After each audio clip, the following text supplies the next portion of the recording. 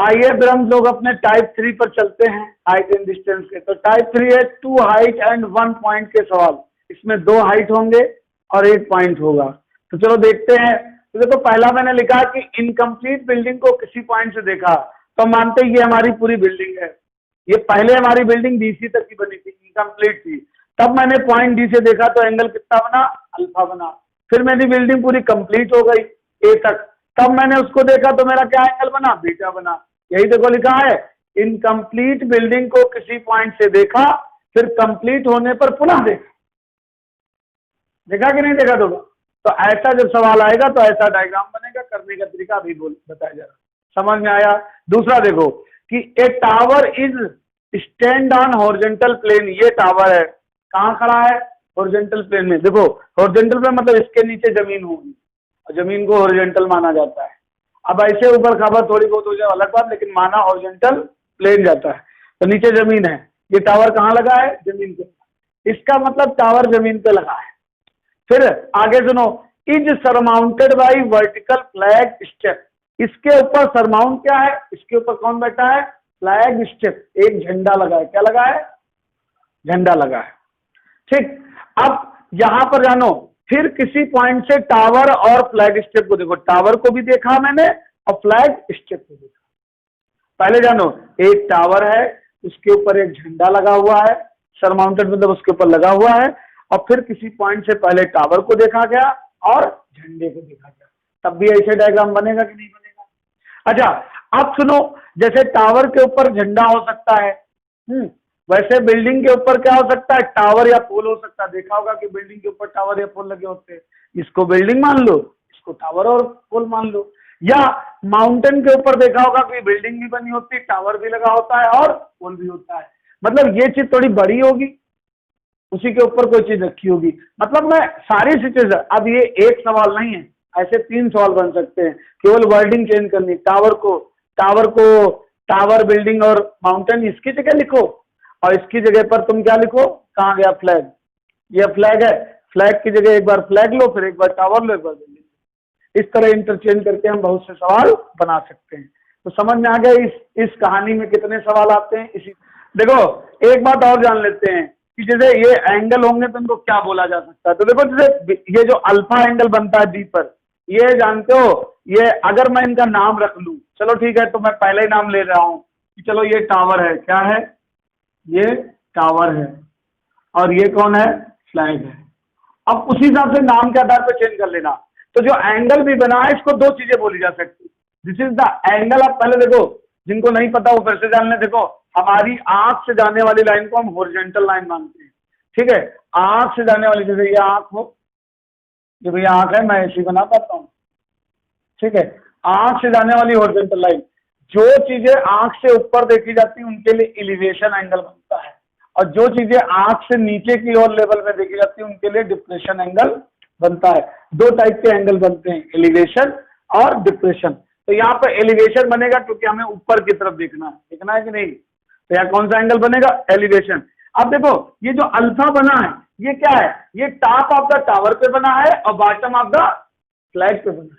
तो इसे हम बोल सकते हैं angle of elevation of the top of the tower and bottom of the flag. अब क्या बोला जाएगा, इसीलिए मैं दोनों लैंग्वेज लिखा दे रहे हैं कि पता चला क्या बोला जाए, उसी हिसाब से समझना। तो ये क्या है? Angle of elevation of top of tower. देखो, ये सब हम केवल मीनिंग के लिए बता रहे हैं कि आपको मीनिंग आ जाए। नहीं तो हम डायरेक्ट सवाल भी करा सकते, लेकिन हम डायरेक्ट भी करा रहे हैं। टॉप ऑफ द टावर बोला जाएगा, या इसकी जगह क्या बोला जाएगा? बॉटम ऑफ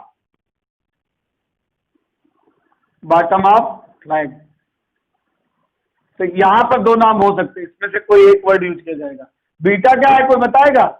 बीटा जो है वो एंगल ऑफ एलिवेशन किसका है? फ्लैग का, टॉप ऑफ द फ्लैग का। क्या है ये? अब इसके लिए 2 नाम नहीं आ सकते भाई, यहां पर कोई टावर का कोई यूज ही नहीं हुआ है, तो आप टावर का नाम बोल ही नहीं सकते। ये किसके टॉप से बना है? फ्लैग के। तो इसको क्या लिखोगे? Angle of elevation of top of flag. ठीक।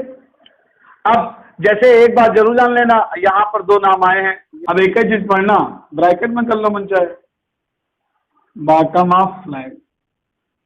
ब्रैकेट का मतलब होता है कि ये पढ़ना नहीं है, मतलब आप जानिए कि जब ब्रैकेट वाली चीजें पढ़ी नहीं जाती, मीनिंग चाहे ये बोला जाए और चाहे ये बोला जाए, दोनों का मीनिंग एक है, उससे अल्फा पर कोई फर्क नहीं पड़ेगा।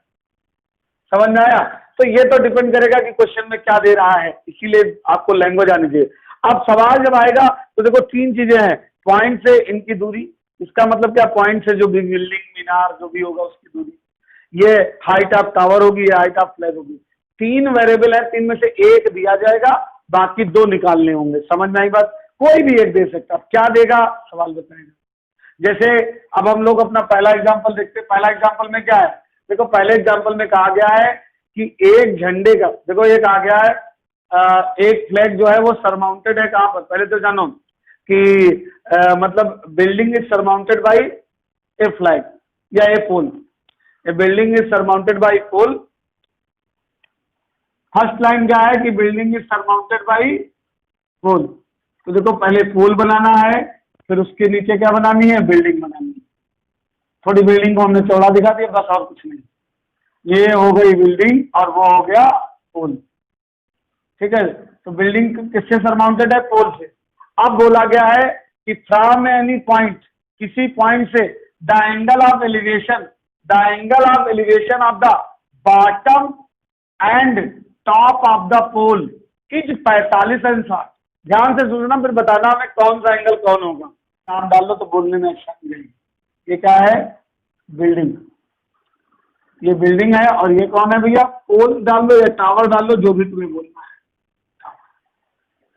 ठीक, नाम लिख लेते हैं, ए, यहाँ पे बी, यहाँ पे सी, ठीक है। तो मैंने बोला a building is surmounted by tower, a building is surmounted by tower, फिर from any point, from any point the angle of elevation of the bottom and top of the tower is 45 and 60। तो बताओ 45 कहाँ, 60 कहाँ? हाँ 45 bottom तक होगा, क्योंकि मैंने क्या बोला, the angle of elevation of the bottom, पहले बॉटम आया बाद में टॉप आया, तो ये 45 है और पूरा कितना है, 60 का। देखो ये तो चलो मैंने तुम्हें बताया कि लैंग्वेज पढ़ना आना चाहिए, नहीं तो एक कॉमन सेंस की बात है यार, सीधी बात है, जब ऊपर देखोगे तो एंगल बड़ा होगा, नीचे देखोगे तो छोटा। तो सेंस देखो, तीन लाइनें में जाननी। पहले बोला गया कि building is surmounted by, building tower से क्या है, सरमाउंटेड। फिर बोला गया from any point the angle of elevation of the bottom of the tower and top of the tower is 45 and half. फिर कहा गया if building is 20 metre high then what is the height of tower. तो देखो अब इस सवाल को, ये डायग्राम बनाना आ गया, देखो ऐसे डायग्राम निकला, जब ऐसी तुम्हारी लैंग्वेज निकली तो ऐसे डायग्राम निकला कि नहीं निकला।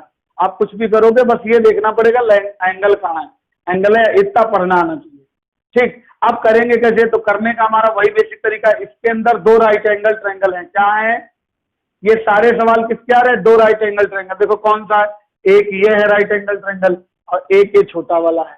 तो हमें दोनों राइट एंगल ट्रायंगल में क्या करना है, फार्मूला लगाना है, और जो नहीं चाहिए पहले उसे निकालना है। तो देखो हमने क्या कहा, तीन वेरिएबल में से एक दिया जाएगा, बाकी दो में से किसी को निकालना है। तो हमसे ये पूछा गया है, तो हम पहले उसको निकालते हैं जो हमें नहीं निकालना है। क्या निकालते हैं, थोड़ा अजीब बात है, पहले वो निकाला जाएगा जिसे हमें नहीं निकालना है, और इसके लिए हम किसका यूज करेंगे, दो राइट एंगल ट्रायंगल का।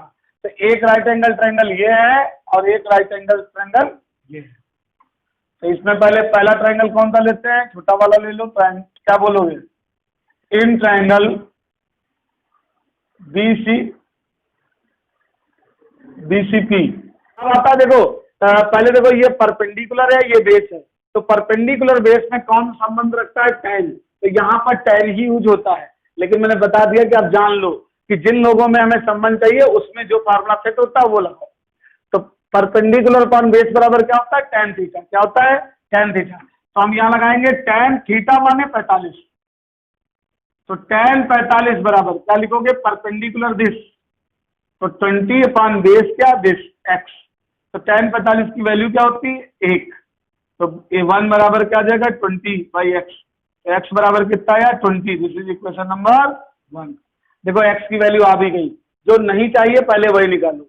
आप पूरा ट्रायंगल लेंगे, क्या लेंगे? पूरा ट्रायंगल। तो लिखेंगे इन ट्रायंगल ACP, तब हम क्या लिखेंगे? tan 60। अब की बार एंगल कितने का है? tan 60 का। परपेंडिकुलर ये पूरा बनेगा, तो पूरे को क्या लिखोगे? x + 20 लिखोगे। बाई कितना? बेस ये है, ठीक है। बजानो खड़ा वाला परपेंडिकुलर होता, पड़ा वाला बेस होता, तुम्हारा tan से ही काम चलेगा। 90% tan लगेगा। लगाओगे तो इसकी वैल्यू क्या होती है? √3 बराबर x + 20, ठीक है। तो √3 x बराबर क्या होगा? x + 20, ये वैल्यू है इसकी। तो x बराबर क्या होगा? x + 20/√3। This is equation number 2। अब आप क्या कर दीजिए? फ्रॉम 1 and 2, फ्रॉम 1 and 2 इन दोनों को बराबर कर दो। देखो ये भी x बराबर है, ये भी x बराबर है, तो ये बराबर हो जाएंगे। ये आपस में क्या हो जाएंगे? बराबर हो जाएंगे। इसीलिए तो पहले जिसे नहीं चाहिए होता उसे निकालते हैं। √3 = कितना आया? 20। x + 20 बराबर क्या आया? 20√3। h बराबर क्या है? 20√3 - 20। 20 कॉमन ले लो, √3 - 1 मीटर। ये उत्तर हो गया। लेकिन अगर आपको याद होगा तो मैंने √3 और √4 √2 की वैल्यू याद कराई थी। आप √3 की वैल्यू यहां रख के गुणा भाग कर सकते हो। कि पहले क्या बताया गया कि एक इनकम्प्लीट बिल्डिंग है। क्या है? इनकम्प्लीट बिल्डिंग है जो किसी पॉइंट P पर कितना एंगल बनाती है? किसी पॉइंट P से एंगल ऑफ एलिवेशन 30 डिग्री बनाती है। Now height of building rises 20 metre. अब मैंने इसको और 20 मीटर तक बना डाला।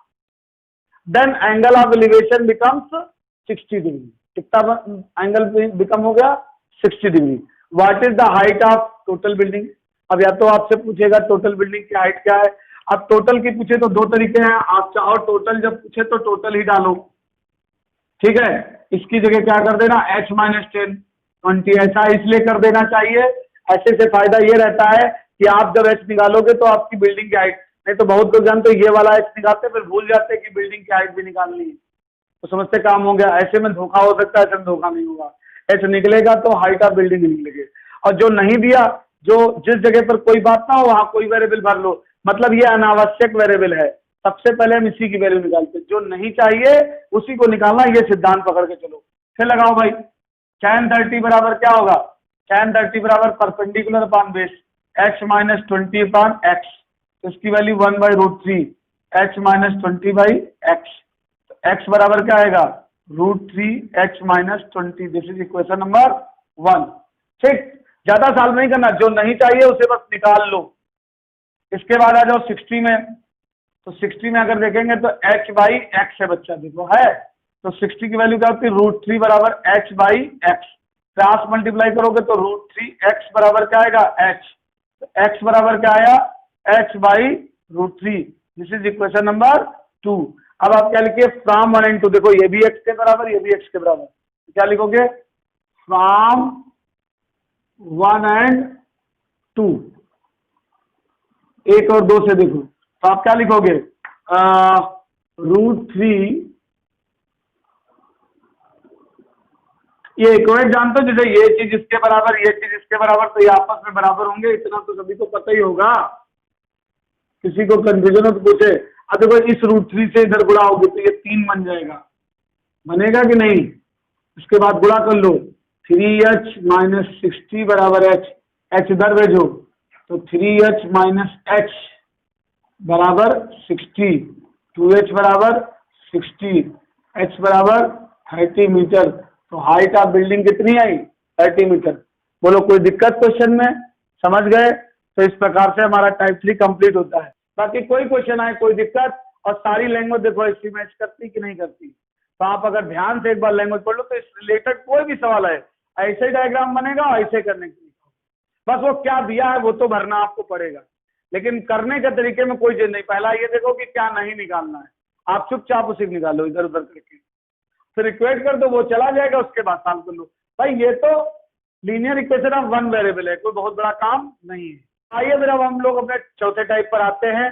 तो चौथे टाइप में क्या सवाल है कि टू हाइट की चीजें, चीजें माने ऑब्जेक्ट होता है, वो बिल्डिंग टावर कुछ भी हो, जरूर जाने चीजें माने ऑब्जेक्ट होता है, आमने सामने खड़ी हुई, दो हाइट की चीजें क्या होंगी आमने सामने, तो कौन, अच्छा अमूमन क्या होता है, एक हाइट छोटी होती है, एक हाइट बड़ी होती है। जैसे बिल्डिंग के सामने कोई पोल या टावर, या बिल्डिंग के सामने कोई अनदर बिल्डिंग, एक बिल्डिंग हो घर वाली, एक बिल्डिंग हो जैसे अपना एल्डिको टर्निया, बिल्डिंग के सामने बिल्डिंग है लेकिन दोनों में बहुत बड़ा फर्क है, ठीक है।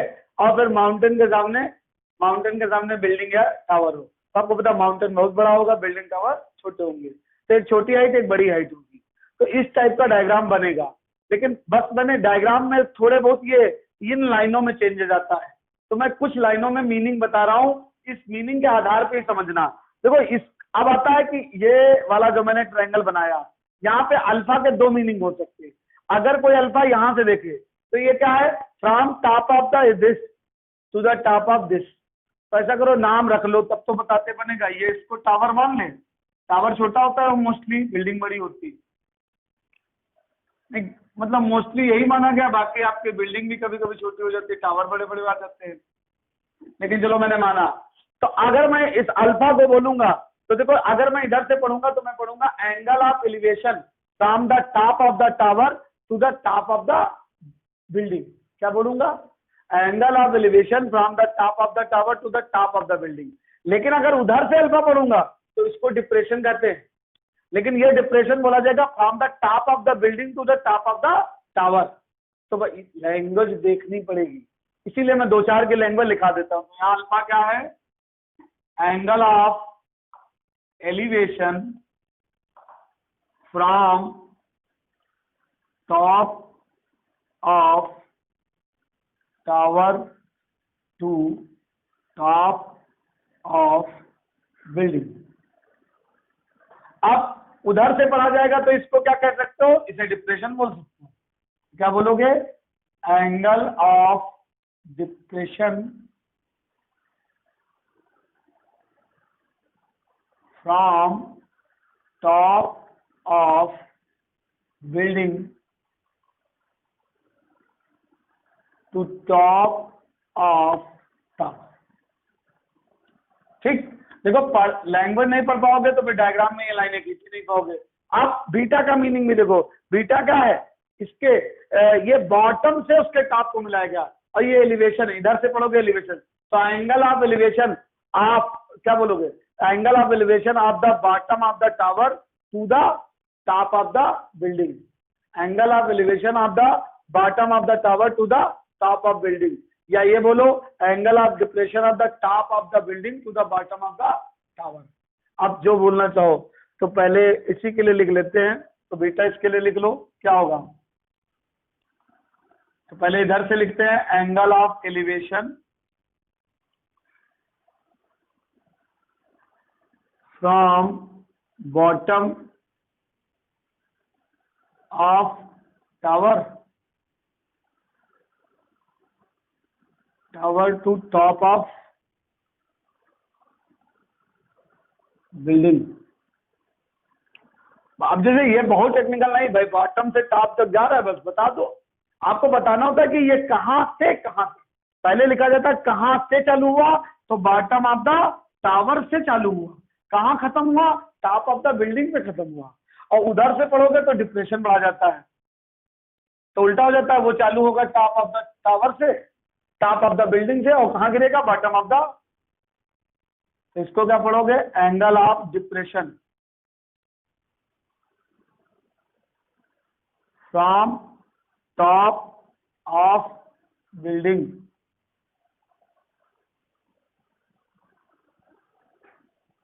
टू बॉटम ऑफ द,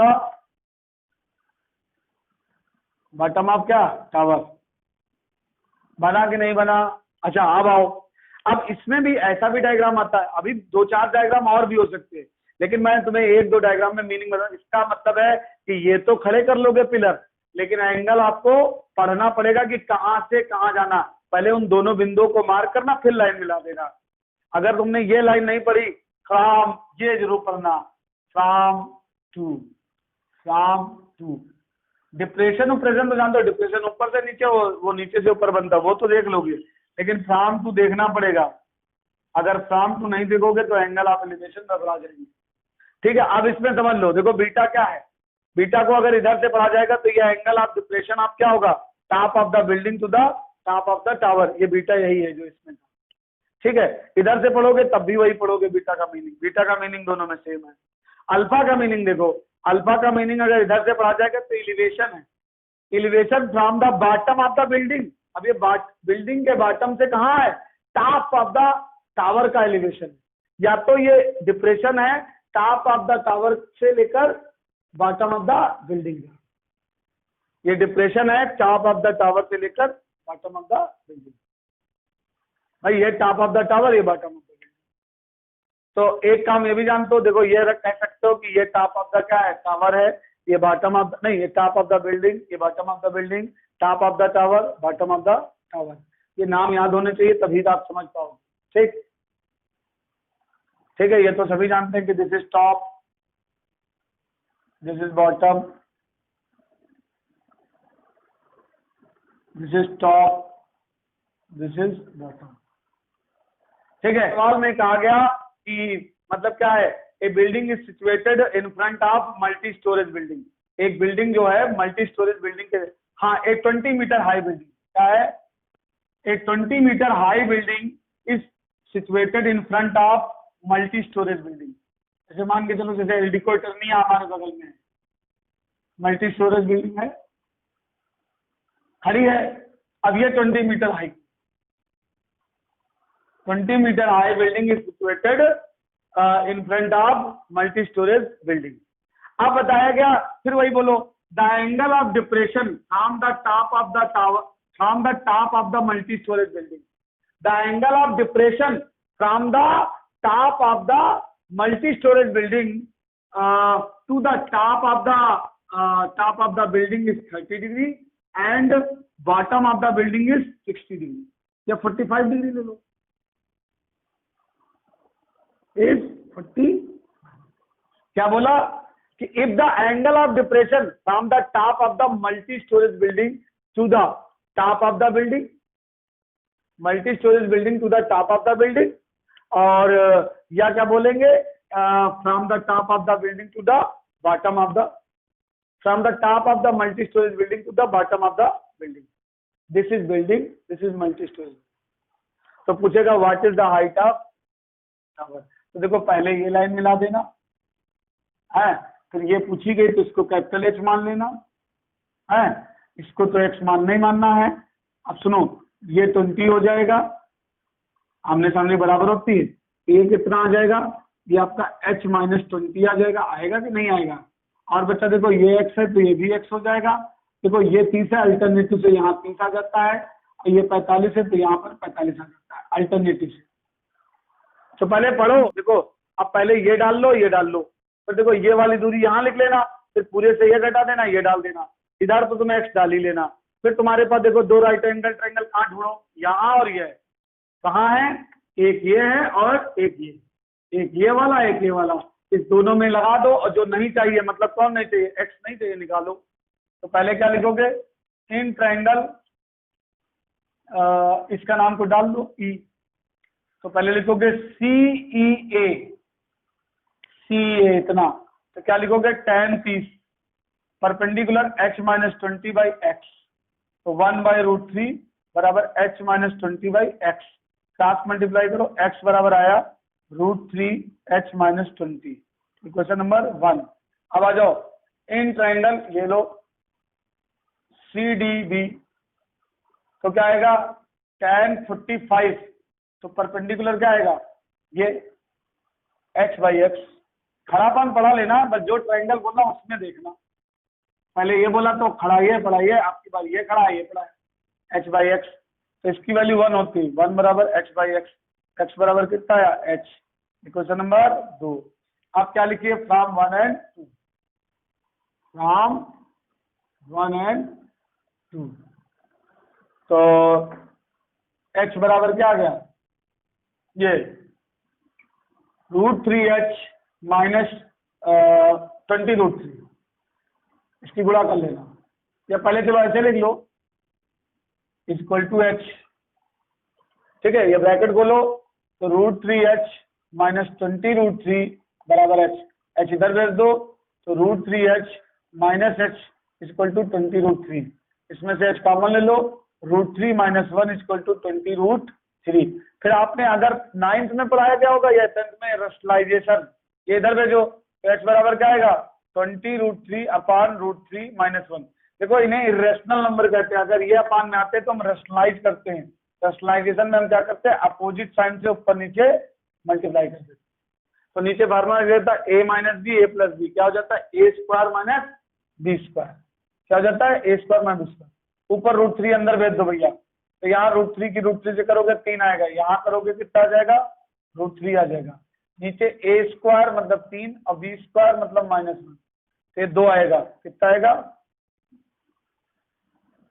2 आएगा। 2 से इसको काट दो 10, तो ये 10 हो गया। और देखो √3 की वैल्यू 1.732 रख सकते हो, तो जोड़ोगे जानते हो कितना आ जाएगा 4.732 आ जाएगा। 10 से गुणा करोगे तो 47.32 मीटर। ये आंसर हो गया। बताओ कोई दिक्कत, समझ में आ गया? बस तुम्हें ये पढ़ना है कि वो कहाँ से एंगल दे रहा, और इसमें कोई चेंजेस नहीं होगा। तो मैं आशा करता हूँ कि आप समझ गए होंगे। ठीक।